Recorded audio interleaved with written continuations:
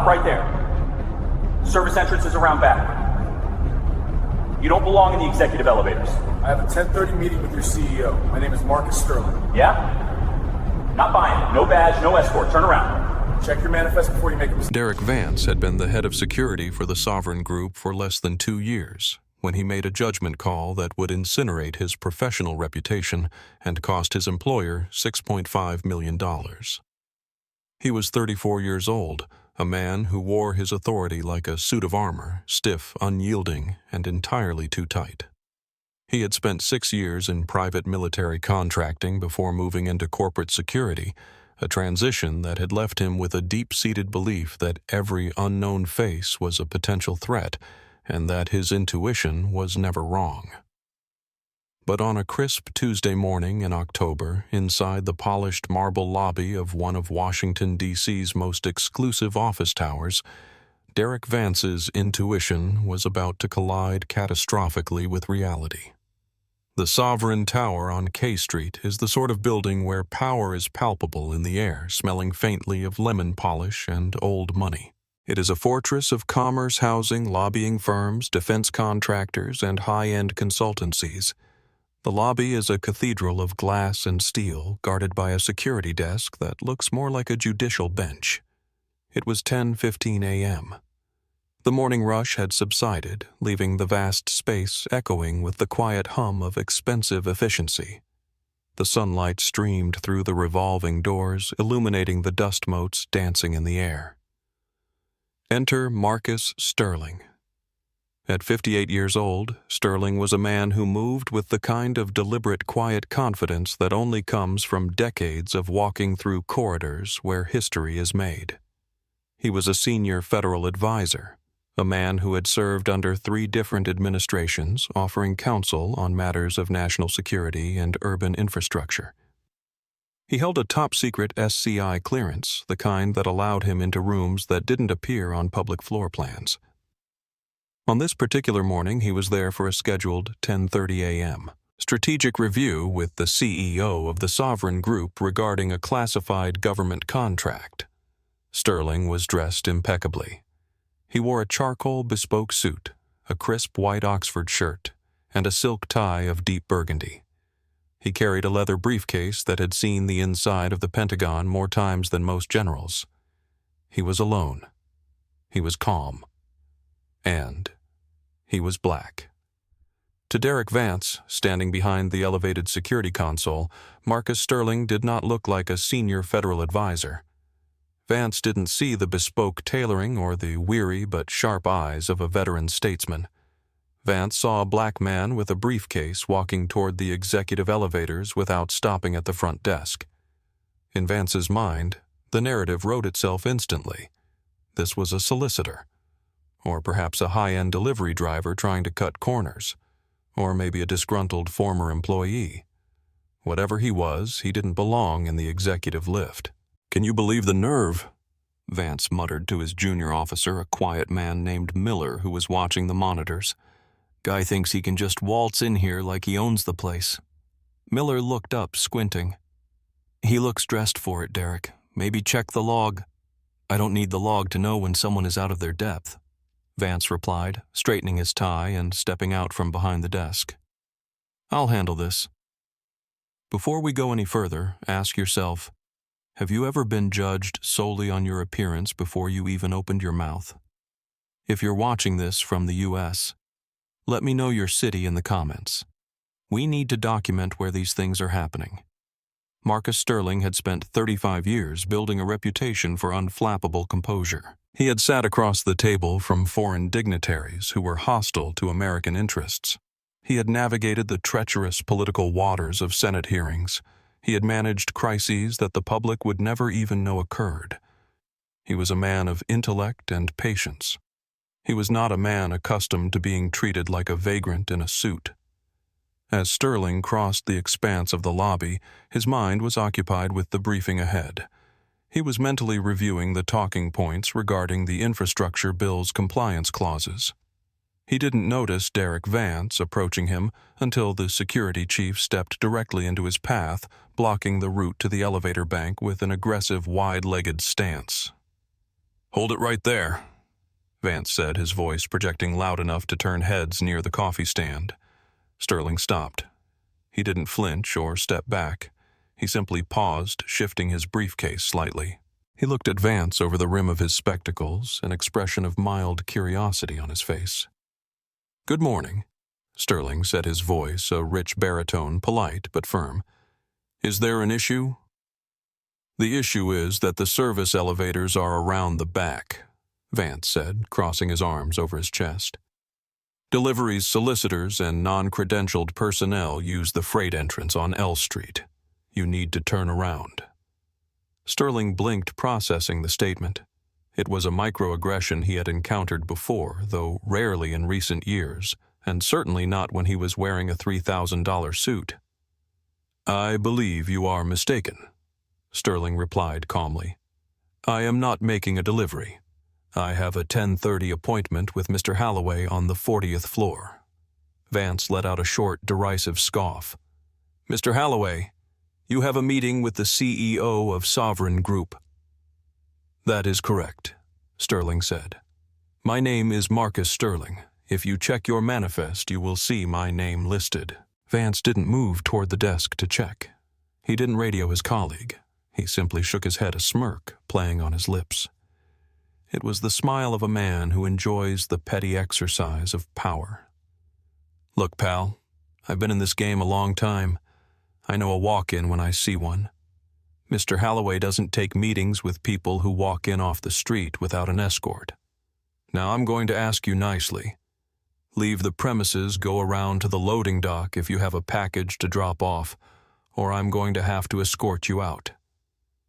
Sterling took a deep breath. He knew this moment. It was the moment where dignity clashes with ignorance. "Young man," Sterling said, his tone dropping an octave, becoming colder. "I am a senior advisor to the Federal Infrastructure Committee. I am not here to drop off a package. I am here to advise your CEO on federal compliance. I suggest you step aside and check your list before you make a mistake you cannot undo." Vance's eyes narrowed. The term "young man" had pricked his ego. He stepped closer, invading Sterling's personal space. "My name is Mr. Vance, head of security, and you are trespassing. I don't care what story you cooked up. We have protocols. No ID, no appointment, no entry." "I have identification," Sterling said, reaching slowly toward the inside pocket of his blazer. "Don't reach!" Vance barked, his hand dropping instinctively to the taser on his belt. The sharp command echoed through the lobby. Conversation ceased. The receptionists stopped typing. The silence that followed was heavy, filled with the sudden, sharp tension of a situation spiraling out of control. Sterling froze, his hand hovering near his lapel. He saw the shift in Vance's posture, the drop of the shoulder, the hand near the weapon. He recognized the escalation immediately. He had helped draft use-of-force policies for federal agencies. He knew exactly what was happening in Vance's brain. The guard had moved from bureaucratic obstacle to combatant. "I am removing my wallet," Sterling said, narrating his movements slowly and clearly, as if speaking to a frightened child. "I am going to show you my credentials." "Do it slowly," Vance snapped, playing to the audience now. He felt the eyes of the lobby on him, and he felt the need to perform to show that he was the alpha in the room, the protector of the fortress. Sterling withdrew a leather cred case. It wasn't a standard driver's license wallet. It was a federal-issue bifold embossed with the Great Seal of the United States. He flipped it open. Inside was his photo, his clearance level, and the holographic emblem of the executive office.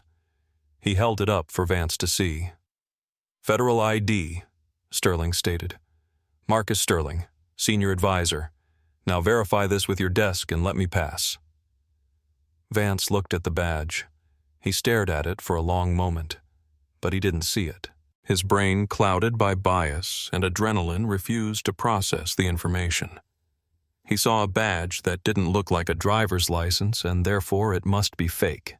It was a prop, a trick. "Nice try," Vance sneered, not even leaning in to read the text. You can buy those online for $20. Senior advisor. Give me a break. You think I'm stupid? I think you are making a catastrophic error. Sterling said, his patience thinning. That is a federal document. Falsifying it is a felony. Ignoring it is unwise. You know what's unwise? Vance countered, his voice rising. Coming into a secured building and flashing fake badges at the head of security. That's impersonating a federal official. That's a crime. Call the police then, Sterling challenged. If you believe it is fake, call the Metropolitan Police, or better yet, call Mr. Holloway's office. I don't need to call anyone to handle a trespasser, Vance said. I'm telling you for the last time. Leave now. Sterling looked at his watch. 10:25 a.m. He was going to be late.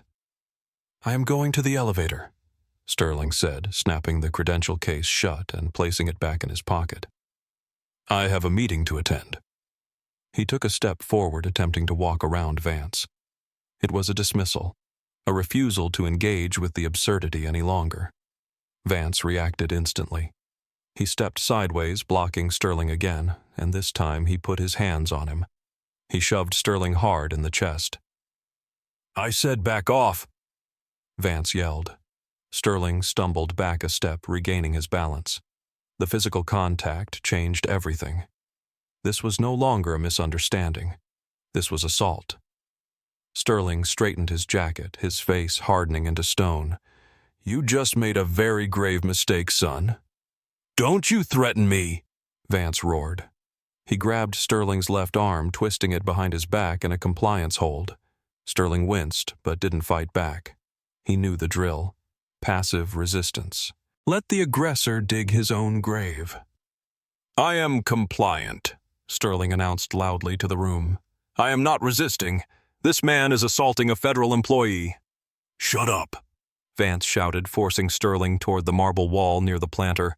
You're under arrest for trespassing and assault on a security officer. The scene in the lobby had turned into a spectacle. Office workers were holding up phones. The receptionists were standing behind their desks, hands over their mouths. Miller, the junior guard, was rushing out from behind the console, looking terrified. Derek, wait, Miller called out. Maybe we should check. I got him, Miller, call PD, Vance yelled, sweating, now his face flushed with exertion and rage. He had Sterling pressed against the cold marble wall. He reached for his handcuffs. Sterling's cheek was pressed against the stone. He could see the polished floor, the shoes of the gathering crowd. He felt the cold steel of the handcuffs snap around his right wrist. You are violating my civil rights, Sterling said, his voice strained but steady. You are detaining a federal advisor without cause. Every second of this is actionable. You have the right to remain silent, Vance recited, mocking the Miranda warning he had no authority to give as he yanked Sterling's other arm back. The shoulder joint screamed in protest. Sterling gritted his teeth, refusing to give Vance the satisfaction of a cry of pain. The second cuff clicked shut. Vance spun Sterling around to face the lobby. That's what happens, Vance announced to the room, panting. That's what happens when you don't follow protocol. Nobody is above the rules. Sterling stood there, hands manacled behind his back, his suit jacket bunched up his tie askew. But he stood tall.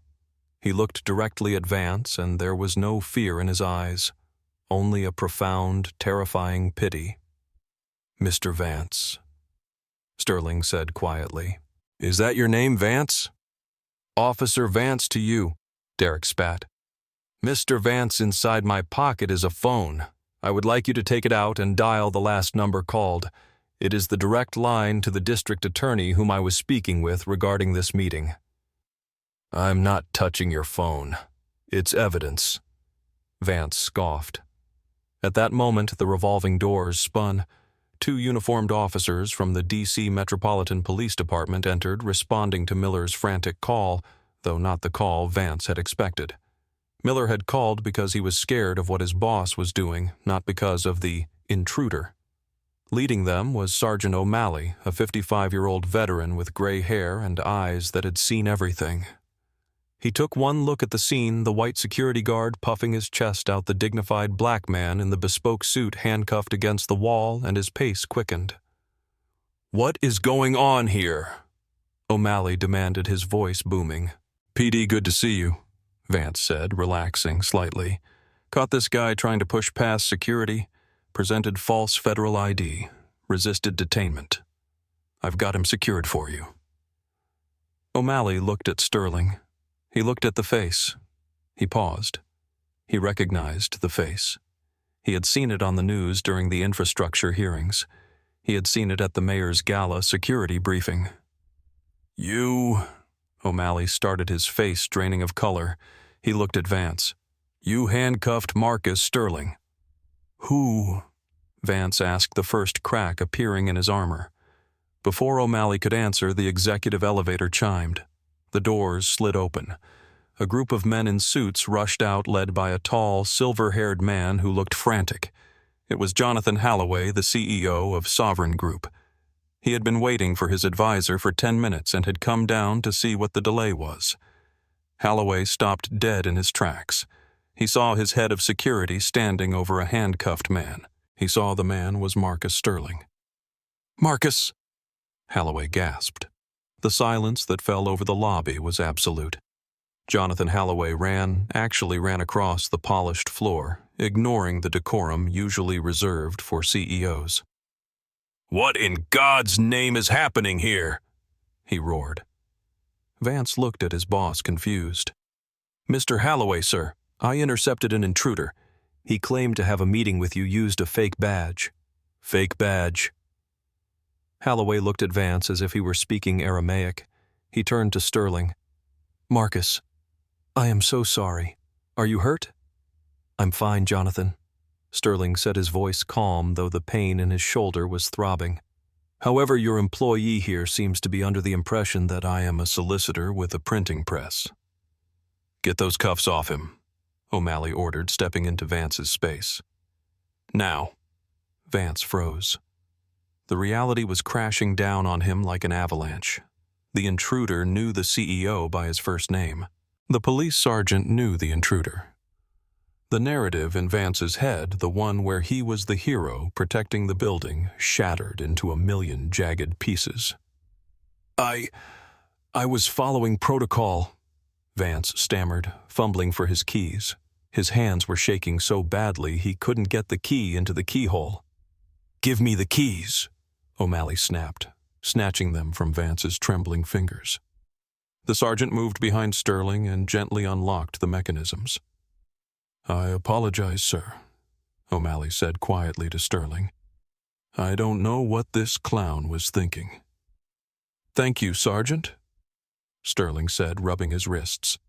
Deep red grooves marked his dark skin. He adjusted his cuffs, straightened his tie, and picked up his briefcase with his left hand. He turned to face Vance. Vance was backing away, his face pale. "Sir, he didn't stop at the desk. He refused to use the service entrance." Holloway turned on Vance, his face purple with rage. "The service entrance, you told Marcus Sterling to use the service entrance." He fit the profile of a delivery." Vance trailed off, realizing too late what he was saying. "What profile is that, Mr. Vance?" Sterling asked softly. "Be very specific." Vance opened his mouth, but no words came out. There was no answer he could give that wouldn't bury him deeper. "He fits the profile of a black man," Holloway said, his voice icy. "That's what you mean. In my building, wearing a suit that costs more than your car." "No, sir, You are relieved of duty," Holloway said. "Give your badge and your weapon to the sergeant. You are done. Get out of my building." "Mr. Holloway, please, I've been here 2 years. I have a clean record." "You have assaulted a senior federal advisor." Holloway cut him off. "You have exposed this company to liability I can't even begin to calculate. You are lucky, Mr. Sterling doesn't have the Secret Service detail with him today, or you would be in a federal holding cell right now." Vance handed over his badge and taser to Sergeant O'Malley. He looked small now. The armor was gone. He was just a man in a cheap uniform who had let his bias destroy his life. "Am I under arrest?"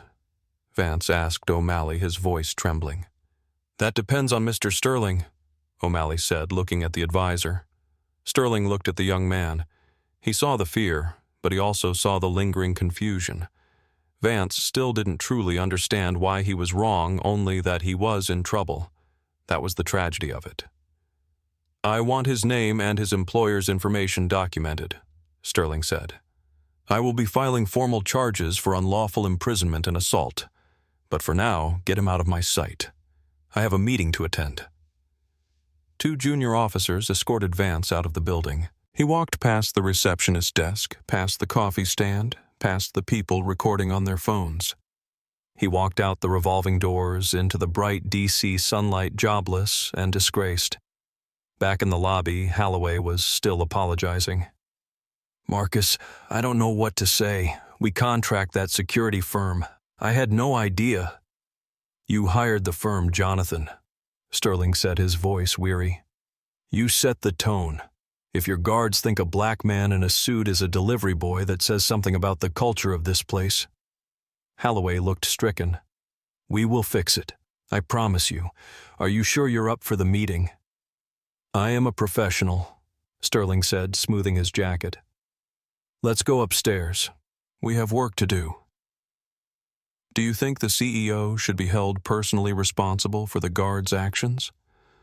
Tell me your thoughts in the comments below. The meeting took place, but the fallout had already begun before Sterling left the building. The videos hit the internet by noon. Sovereign, while black, began trending on Twitter. The image of Marcus Sterling, a man who advised presidents handcuffed against a marble wall while a white guard smirked, became the image of the week. By 2:00 p.m., the Sovereign Group's stock had dipped 4%. By 4:00 p.m., the security contractor Shield First Solutions had lost 3 other major contracts in D.C. as clients scrambled to distance themselves. But the real reckoning came in the legal aftermath. Sterling didn't just sue for money. He sued for systemic change. His legal team, some of the best civil rights litigators in the country, filed a suit against Derek Vance, Shield First Solutions, and the Sovereign Group. The deposition of Derek Vance was brutal. Under oath, he was forced to admit that he had let 3 white men in suits pass the desk without ID checks earlier that same morning because they looked like they belonged. He was forced to admit he had never read the specific protocols for federal credential verification. He was forced to admit that his intuition was nothing more than racial prejudice wrapped in a uniform. The Sovereign Group settled for $6.5 million to avoid a public trial that would have aired their internal security policies to the world. Shield First Solutions declared bankruptcy 6 months later, unable to weather the legal fees and the loss of reputation. Derek Vance never worked in security again. His license was revoked. His name was added to a national registry of decertified security personnel. At 34, he found himself unemployable in the only field he knew. He moved back to his hometown in Ohio, working in a warehouse, stacking boxes, using the service entrance he had once tried to force Marcus Sterling to use. Marcus Sterling donated half of the settlement money to a legal defense fund for young minority professionals who faced discrimination in the workplace. He continued his work as a federal advisor, retiring 3 years later with full honors. But the incident changed him. He later wrote in his memoir that the physical pain of the handcuffs faded quickly, but the psychological weight remained. It was the reminder that no matter how high he climbed, no matter how many degrees he earned, no matter how much service he gave to his country to a man like Derek Vance, he would always be a suspect first and a citizen second. The story of Marcus Sterling and Derek Vance is not just about a bad security guard. It is a story about the lenses through which we see each other. Vance's lens was cracked, distorted by a lifetime of unchecked bias. He looked at a king and saw a beggar. He looked at authority and saw subservience. When we talk about profiling, we often think of police on the street. But it happens in corporate lobbies, in banks, in hospitals, and in schools. It is the quiet assumption that you don't belong here. It is the theft of dignity in broad daylight. Marcus Sterling stood tall that day. He didn't shout. He didn't fight. He let the system expose itself. But he shouldn't have had to. No one should have to carry their resume on their forehead just to buy a cup of coffee or attend a meeting. Derek Vance paid a high price for his arrogance, but society pays a higher price every day that we allow these biases to go unchecked. We lose talent. We lose trust. We lose the basic human connection that holds us together. What would you have done if you were in the lobby that day? Would you have spoken up? Or would you have watched? If this story moved you, if you believe that dignity is a right and not a privilege, please hit that like button and share this video. We need to keep telling these stories until they stop happening. Don't forget to subscribe for more truth. Thank you for watching.